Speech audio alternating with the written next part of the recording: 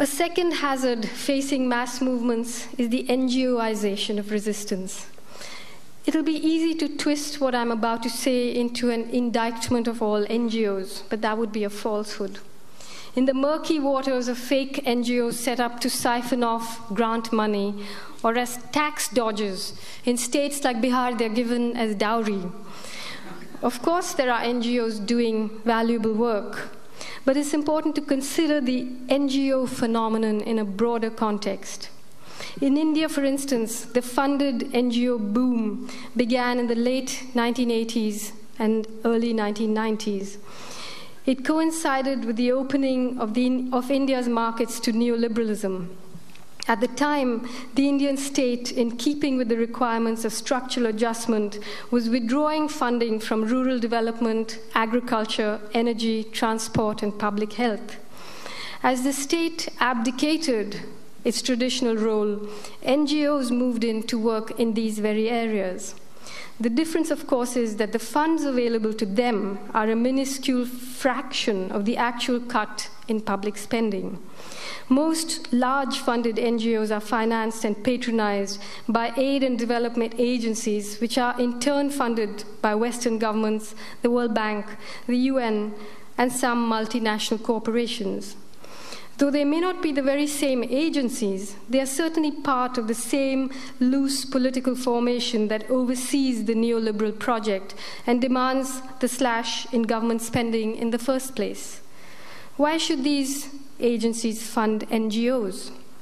Could it just be old-fashioned missionary zeal? Guilt? It's a little more than that. NGOs give the impression that they're filling the vacuum created by a retreating state. And they are, but in a materially inconsequential way. Their real contribution is that they diffuse political anger and dole out as aid or benevolence what people ought to have by right.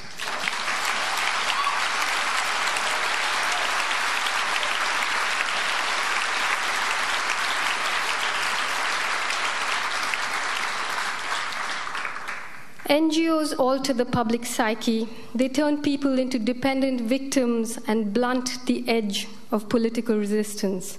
They form a sort of buffer between the sarkar and the public, between empire and its subjects.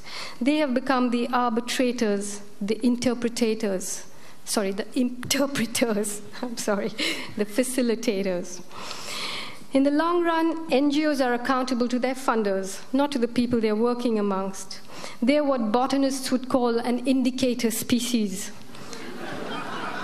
It's almost as though the greater the devastation caused by neoliberalism, the greater the outbreak of NGOs. Nothing illustrates this more poignantly than the phenomenon of the US preparing to invade a country and simultaneously readying NGOs to go in and clean up the devastation.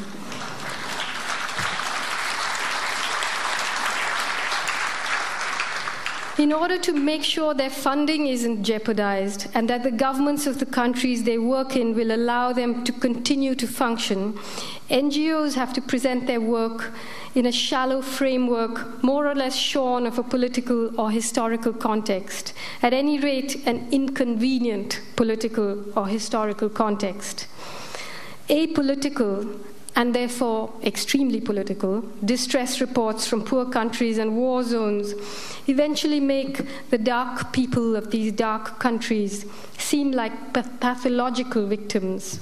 Another malnutritioned Indian, another starving Ethiopian, another Afghan refugee camp, another maimed Sudanese in need of the white man's help.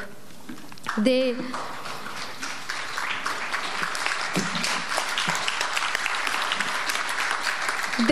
unwittingly reinforce racist stereotypes and reaffirm the achievements, the comforts, and the compassion, the tough love of Western civilization.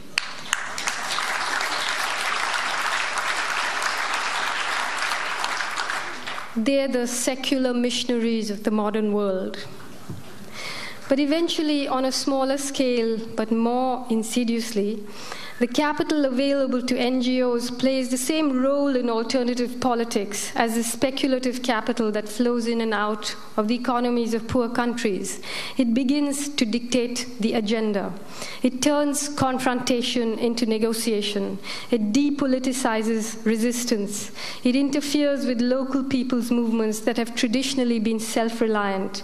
NGOs have funds that can employ local people who might otherwise be activists in resistance movements, but now can feel they're doing some immediate creative good and earning a living while they're at it. Real political resistance offers no such shortcuts.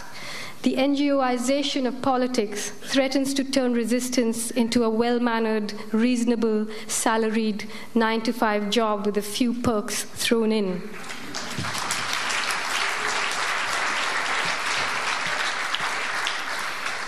But real resistance has real consequences and no salary.